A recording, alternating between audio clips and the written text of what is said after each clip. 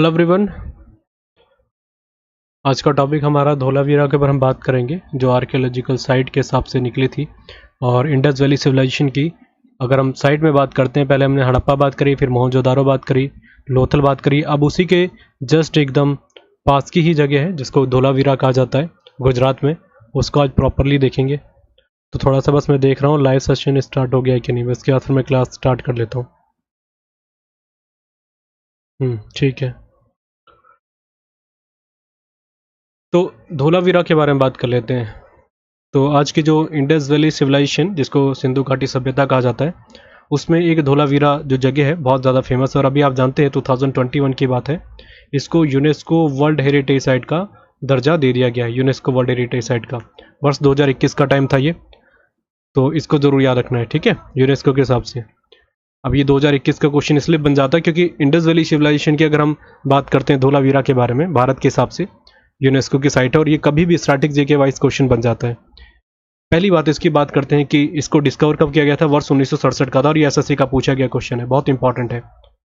तो वर्ष 1967 का टाइम था जब जेपी जोशी के द्वारा इसकी खोज की गई थी, तो ये याद रखना है क्योंकि देखिए आपको दिख रहा होगा 1921 से पहली बात हमारी जो साइट निकली थी उसका नाम था हड़प्पा, और दूसरी जो थी 1922 में वो थी हमारी मोहनजोदारो। अब इसका अंतर देख रहे होंगे कितनी पुरानी है। फिर उसके बाद हमने बात करी थी लोथल के बारे में, वो लगभग 55 से लेकर 60 के बीच में खोजी गई थी और शुरुआत कर दी गई थी 55 में।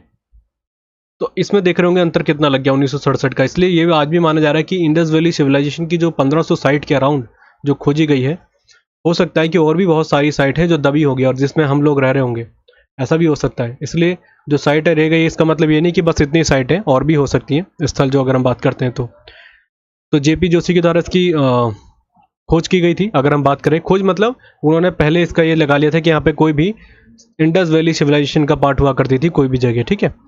तो जेपी जोशी हो गया हमारा। इसके अलावा अगर हम बात करते हैं कि एक्सकेवेशन किसने करा था या खुदाई का काम किसने करा था, किसके नेतृत्व में हुआ था, खोज करने वाले व्यक्ति का नाम था जेपी जोशी, और जिन्होंने इसकी खुदाई करी थी, मतलब जो ये माउंट बन गया था पूरी तरीके से, इसकी खोज की गई थी आर.एस. बिस्ट के द्वारा। आर.एस. बिस्ट, यहाँ पे मैं लिख लेता हूँ, आर.एस. बिस्ट के द्वारा इसकी एक्सकेवेशन का मैं कह रहा हूँ खुदाई का काम शुरू किया गया था, जिसको कहते हैं एक्सकेवेशन, ठीक है। तो ये बहुत दिमाग में रखना है, दोनों में क्वेश्चन कंफ्यूजन होता है। खोज बोला जाएगा तो जेपी जोशी, और जिन्होंने इस खुदाई की पूरी प्रक्रिया में नेतृत्व करा था वो थे हमारे आर.एस. बिस्ट के द्वारा, ठीक है। और ये टाइम शुरू हुआ था लगभग कह सकते हैं वर्ष 89 का टाइम था, 1989 से लेके लगभग ये 2005 तक चला था, और बहुत लंबा समय लगा इसको खुदाई में, क्योंकि मैंने आपको बताया कि बहुत बारीकी चीज़ों को निकालना पड़ता है कि कहीं खुदाई में कुछ जल्दी जल्दी करें और उसमें कोई कमी ना रह जाए, इसके कारण, ठीक है। ये सारी चीज़ हो गई। दूसरी बात ये कहाँ पर है, आपके गुजरात में, प्रेजेंट टाइम में गुजरात के रन ऑफ कच्छ में है ये, run of Kutch, run of Kutch में, ठीक है। थोड़ी सी गलती हो गई कच्छ की, रन ऑफ कच्छ, और गुजरात का ही पार्ट है, सभी हम जानते ही हैं। रन ऑफ कच्छ में एक और चीज़ बहुत ज़रूरी है कि पूछा जा सकता है कि जो रन ऑफ कच्छ में तो पड़ती है धोलावीरा, पर कौन सा आइलैंड पड़ता है इसी धोलावीरा के सामने, तो उसका नाम है खादीर। इसको ऐसे लिखते हैं, खादीर आइलैंड, खादीर आइलैंड हो जाता है। और वर्ष 2021 में यूनेस्को वर्ल्ड हेरिटेज साइट्स को शामिल कर दिया गया था। अभी तो हमने इसका बस पृष्ठभूमि समझी है, अब इसके बेसिक स्ट्रक्चर के बारे में बात करते हैं, क्या क्या चीज़ें यहाँ पर देखने को मिली है, और ऐसे ही क्वेश्चन बनते हैं। देखा जाए मैं उन चीज़ों को डिस्कस नहीं करूँगा जो आपके और सिविलाइजेशन की बात करते हैं, जैसे आपकी सील्स वगैरह, वो सारी एक तरीके से मिली हैं, इसलिए माना जाता है कि इनका आपस में इंटरलिंक निकाल के कि सारी की सारी ये उनका आपस में रिलेशन था, मतलब ये इंडस वैली सिविलाइजेशन का ही पार्ट हुआ करती थी। सबसे पहली बात मैं बात करता हूँ धोलावीरा के बारे में। धोलावीरा मैंने बोला रन ऑफ कच्छ के सामने, रन ऑफ कच्छ अंदर पड़ता थोड़ा गुजरात के इधर वाले पार्ट में, अंदर की तरफ। तो कहने का मतलब ये भी माना जाता है कि वाटर लेवल थोड़ा सा ऊपर था, तो धोलावीरा जो यहाँ के लोग रहा करते थे, जो समुद्र का पानी तो नहीं पी सकते, तो इन्होंने एक तरीके से यहाँ पर कुछ नए नए तरीके यूज़ करे। यहाँ पे जो ये आपका मैं बताता हूँ, ऐसा स्क्वेयर साइज में मैं बता देता हूँ, स्क्वेयर हो गया ये, स्क्वेयर साइज में समझ लेते धोलावीरा के बारे में। तो धोलावीरा ऐसा था, और यहाँ से दो नदियाँ निकलती थी ऐसे साइड से, एक तो निकलती थी उत्तर से और निकलती थी दक्षिण से। नदियाँ तो नहीं कहेंगे, पर हाँ कह सकते हैं कि पानी का स्रोत था। जैसे अगर आप उत्तराखंड वगैरह गए होंगे तो आपने कई बार देखा होगा कि कुछ जगह एकदम सूखी रहती है, पर बरसात में वो पानी से पूरी भर जाती है, फिर जैसी गर्मी आती है तो सूख जाती है। मतलब वो ओरिजिनल स्रोत नहीं कह सकते कि पानी का है, पर हाँ वो पानी वहाँ पर आ जाता है, और एक तरीके से कह सकते हैं स्टोर हो जाता है वहाँ पर पानी। तो धोलावीरा के लोगों को इतना स्मार्टली देखा गया है कि उन्होंने इतने अच्छे तरीके से वाटर हार्वेस्ट करा था। मैंने आपको बताया था कि धोलावीरा अन्य चीज़ों से भी बहुत ज़्यादा इंपॉर्टेंट था, क्योंकि सोर्सेज यहाँ पर बहुत सारे मिलते थे, रिसोर्सेज अगर हम बात करें, संसाधन, बहुत महंगी महंगी चीज़ें उस समय अगर व्यापार के दृष्टिकोण से धोलावीरा को अच्छा माना गया। नहीं तो ये सारे के सारे एक तरीके से नदियों के किनारे मिलते। रन ऑफ कच्छ में क्यों गए? यहाँ पर रिसोर्सेज ज़्यादा अच्छे थे, इसलिए यहाँ पर रहना पसंद करा इन्होंने। पर इनके सामने दिक्कत थी पानी की। पानी यहाँ पर मैंने बताया रन ऑफ कच्छ, यहाँ पर तो पानी मिलेगा ही नहीं, सूखा इलाका है। तो यहीं पर मैंने बताया कि ये वाला इलाका जो दक्षिण और आपके उत्तर और दक्षिण में दो एक तरीके से स्ट्रीम कह सकते हैं, जलधारा कह सकते हैं, जो परमानेंट नहीं होती, ऊपर थी, उसका नाम था मानसर। मंसर उसको पढ़ते हैं कई जगह, मंसर। और नीचे की तरफ अगर हम बात करते हैं उसका नाम था मानर। ठीक है, मानर बोलते हैं, वैसे माहर बोलते हैं उसको, माहर। ये दो नीचे से जाती थी, एक तो हो गया साउथ में, एक हो गया आपके उत्तर में, नॉर्थ में। तो इसमें क्या करते थे, यहीं पे इन्होंने साइड में जैसे पानी यहाँ से निकल रहा, तो इसके लिए इन्होंने रास्ता बना रखा था। और इसी जगह में जैसे इनका पूरा टाउन प्लानिंग है यहाँ पर, तो इस साइड में ही एक तरीके से बैरिकेड कर देते थे और पानी को स्टोर कर लेते थे अपनी, जैसे इन्होंने कुछ मान के चलते हैं कि टंकी तरीका समझ लीजिए, बहुत बड़ी बड़ी हौदी बना ली इन्होंने जहाँ पे पानी को स्टोर किया जा सकता है। और उनको सभी को आपस में ब्रेक कर दिया। अब सारा जो पानी आता था, जैसे नदियाँ बरसात के टाइम पे भर रही है, तो सारा पानी स्टोर कर लिया जाता था। स्टोर करने का सबसे ज़्यादा ये माना जाता है कि अच्छा मिसाल देखने को मिलती है इंडस वैली सिविलाइजेशन के धोलावीरा में, क्योंकि पानी की बहुत बड़ी दिक्कत थी यहाँ पे। सदाबहार पानी यहाँ देखने को नहीं मिलता था, बारिश के टाइम पे ही आता था। तो ये इसको स्टोर कर लिया करते थे जिससे सूखे से बच सके, और फिर उसको ये पूरा साल भर अपना यूज़ करते थे। इतना स्टोर कर लिया जाता था कि अगर एक साल बारिश भी नहीं होती तो ये इस पानी को एक तरीके से सेव करके स्टोर करके रख सकते थे। बहुत स्मार्टली वर्क करते थे इसमें। तो मानसर, और जिसको कहते हैं मंसर, और दूसरा है महार, जो एक तरीके से स्ट्रीम थी, वहाँ से पानी को निकाला करते थे और बारिश के टाइम पे जो होता था स्टोर करके इसको यूज़ कर लेते थे। इसके अलावा मैं, ये तो हो गया पहली बात जो थोड़ा डिटेलिंग पॉइंट था, पर अगर हम बात करते हैं इसके बारे में, मैंने बताया था सिटाडेल वाली कहानी सेम यहाँ पर भी देखने को मिलती है। ऊपर वाले जगह में एडमिनिस्ट्रेटिव बिल्डिंग हुआ करती थी, प्रशासनिक बिल्डिंग, ठीक है, इमारतें। यहाँ पर सिटाडेल मतलब बहुत अच्छे लोग रहा करते थे। पर इसमें एक थोड़ा सा धोलावीरा में एक अलग सी चीज़ देखने को मिली है। क्या? यहाँ पर सिटाडेल तो है और यहाँ पर लोअर सिटी तो है, इधर साइड में अगर हम बात करेंगे लोअर सिटी रहा करती है, पर बीच में एक अलग ही बहुत बड़ी सिटी देखने को मिलती है जो खुदाई के द्वारा निकली। उसको कहते हैं मिडल टाउन, इसका नाम रखा गया मिडल टाउन, या कह सकते हैं मिडल सिटी। इस मिडल सिटी में ये देखा गया है कि यहाँ की बिल्डिंग और यहाँ की बिल्डिंग और यहाँ की बिल्डिंग में बहुत अंतर है। ये इन दोनों बिल्डिंगों के मुकाबले जो यहाँ पे घर देखे गए उनका साइज़ बहुत बड़ा है। प्रशासनिक बिल्डिंग जिसको सिटाडेल कहा जाता है उसके मुकाबले बहुत बड़ी है ये बिल्डिंग्स अगर आप देखेंगे तो कहने का मतलब ये अनुमान लगाया जाता है कि इस जगह जो रहा करते थे वो रहते थे वेल्दी लोग, अमीर लोग रहा करते होंगे।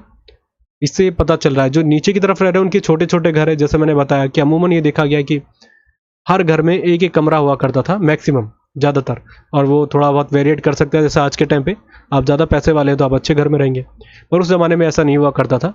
उसमें ज़्यादातर एक ही तरीके के लोग रहा करते थे एक ही कमरे में।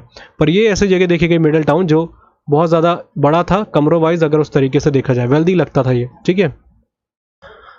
इसके अलावा हम कुछ और चीज़ें बात करते हैं जो यहाँ पर पिक्चराइज मैंने कर रखी है। सबसे पहली बात ये दिख रहा होगा, ये रहा पूरा यहाँ से लेके यहाँ तक, एक तरीके से माना जाता है कि एक तरीके से साइन बोर्ड है। साइन बोर्ड ऐसा समझ लीजिए कि जैसे आज के टाइम पे हम कहीं भी ट्रैफिक सिग्नल की तरीके से यूज़ करते हैं, या कहीं आप जा रहे हैं तो आपने लोकल जगहों में देखा होगा बोर्ड लगे होते हैं कि आप इधर जाएं या इधर जाएं, राइट या लेफ्ट। इसी तरीके से साइन बोर्ड इसको यूज़ किया गया है। साइन बोर्ड ऐसा है, माना गया है कि ये पूरी किसी सिल्ली पे बना हुआ था, मतलब एक बहुत बड़ी ऐसा सिल्ली समझ लीजिए, और इसका पूरा क्लियर तरीके से दिखाया गया कि इस तरीके से है ये। पर ये सबसे बड़ी बात क्या, जिस पे जैसे सिल्ली होगी कोई पत्थर की, उस पर इसको बनाया गया होगा, तो सिल्ली तो टूट गई पूरी, वो बिखर गई जिस तरीके से बनी है, पर जो इसके ऊपर एक तरीके से एम्बलेम किए गए हैं या चिन्ह बनाए गए हैं वो खराब नहीं हुए। सबसे बड़ी बात यही देखी गई इसके अंदर। और ये माना जाता है कि जिप्सम से इसका यूज़ किया गया था, जिप्सम, ठीक है। तो ये याद रखिएगा, अगर आपसे पूछा जाता है कि किसके थ्रू ये प्रयोग किया गया था, किस चीज़ से बनाई गई थी ये, तो जिप्सम का इसमें प्रयोग किया गया था, वाइट जिप्सम का। और आपको दिख भी रहा होगा ये आज के टाइम पे भी है, लगभग कह सकते हैं 5000 साल पहले की बात है, और आज के टाइम पे भी है। तो किस तरीके की टेक्निक इन्होंने यूज़ करी होगी। इसमें चिन्ह थे और चिन्ह को आज तक डिसिफर नहीं किया जा सका है, मतलब इसको अभी तक पढ़ा नहीं जा सका है। और टोटल कितने साइन देखे गए इसमें? 9 साइन, 10 साइन देखे गए। अनुमान ये लगाया जाता है कि ये या तो टाउन जो हमारी सिटी थी ये धोलावीरा की, या तो इसका ये नाम रहा होगा, या यहाँ के कोई रूलर या राजा बड़े आदमी का नाम रहा होगा। वैसे माना जाता है कि ये टाउन या सिटी का ही नाम हुआ करता होगा। और ये जो एम्बलम यहाँ पे क्लियर नहीं दिख रहे हैं, विजिबल नहीं है, वो इस तरीके के शेप में है। और आप सभी जानते हैं कि हड़प्पा या सिंधु घाटी सभ्यता की लिपि को आज तक पढ़ा नहीं जा सका है, तो इसको अनुमान ही लगाया जाता है कि या तो इस सिटी का नाम होगा या वहाँ के बहुत बड़े रूरल का नाम होगा। तो ये चीज़ हमको याद रखनी है। इसके अलावा अगर हम बात करें, यहाँ पर एक स्टेडियम भी पाया गया है, जिससे लगता है कि पूरे विश्व का अगर पूरी पहली अगर स्टेडियम की बात की जाए तो उसी को कहा जाएगा। ये भी यहाँ पर देखने को मिलता है। पहले हमने बात करी मिडिल टाउन हो गया आपका, दूसरा ये जिसको कहते हैं कि साइन बोर्ड हो गया एक मिला यहाँ पर, और एक हमने स्टेडियम की बात करी है। इसके अलावा देखिए जो धोलावीरा की जगह बनी है, साइट बनी है, अब इस पूरी धोलावीरा को सबसे अलग करती है उनके कंपैरिजन में, किनके, आपके और साइड के, जैसे इंडस वैली सिविलाइजेशन में आप देखेंगे वहाँ पर मैंने बताया था पक्की ईंटें, बर्न ब्रिक्स का यहाँ पर प्रयोग किया जाता था, पक्की ईंटों का। पर अगर आप धोलावीरा में आएंगे तो पक्की ईंटें यहाँ पर नहीं देखने को मिलती है। कारण ये भी माना जाता है, पहली बात क्या यूज़ किया जाता है यहाँ पे, तो यहाँ पर सैंड स्टोन का प्रयोग किया गया है, सैंड स्टोन। और सैंड स्टोन जाहिर सी बात है क्यों यूज़ किया जाएगा, क्योंकि इस जगह पक्की ईंटों का उपलब्धता होना बहुत मुश्किल है, तो इसलिए यहाँ पर सैंड स्टोन देखे गए जिससे घर बने हुए हैं और बहुत मजबूत हैं। और सिटाडेल वगैरह हो गया, चाहे जो भी बड़ी बड़ी बिल्डिंग्स है वो बहुत मजबूती से बनाई गई है। तो इसका मतलब यहाँ पर ईंटों का प्रयोग नहीं किया गया, ब्रिक्स का प्रयोग नहीं किया गया, मतलब पत्थरों का यूज़ किया गया, वो भी कौन से आपके सैंडस्टोन है। बाकी हमने ये सारी चीज़ें बात कर ही ली हैं। हाँ, ये एक चीज़ छूट गई, एक ये अलग टाइप का पिलर मिला है। अब इसका क्या यूज़ किया जाता है इसका कुछ क्लियर है नहीं, पर ये यहाँ पर देखने को मिलता है आपके धोलावीरा में। इसके अलावा एक और चीज़ यहाँ पर मिलती है, दो एक तरीके से स्टोन पिलर में देखने को मिलते हैं, और इसके बारे में भी कुछ क्लियर नहीं है कि क्या है ये, इससे क्या प्रयोग किया जाता होगा, अभी तक कोई क्लियर नहीं है इसके बारे में। पर इसी तरीके के दो शेप मिलते हैं यहाँ पे, दो हैं, दो खंबे, दो पिलर इस पूरे इलाके में, धोलावीरा में। और पूरे इकलौता मैं जगह बता रहा हूँ कि धोलावीरा में इकलौती ऐसी जगह है जहाँ पर दो पिलर देखने को मिलते हैं धोलावीरा में, यही पिलर। और इसका क्या प्रयोग रहा होगा इसके बारे में अभी तक कोई क्लियर है नहीं। तो ये हमने सारी चीज़ें बात कर ली, मैंने आपको डिटेल में समझा दिया धोलावीरा के बारे में।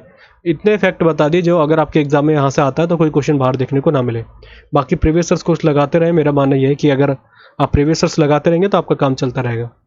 तो इस टॉपिक को यहीं पर समाप्त करते हैं। डेली मैं एक क्लास लेके आ रहा हूँ जिससे आपकी क्लासेस रहती हैं। कई लोग कहते हैं कि लाइव क्लास का नोटिफिकेशन नहीं आता, मैं एप्लीकेशन में बात कर लूँगा कि क्या इशू है ये।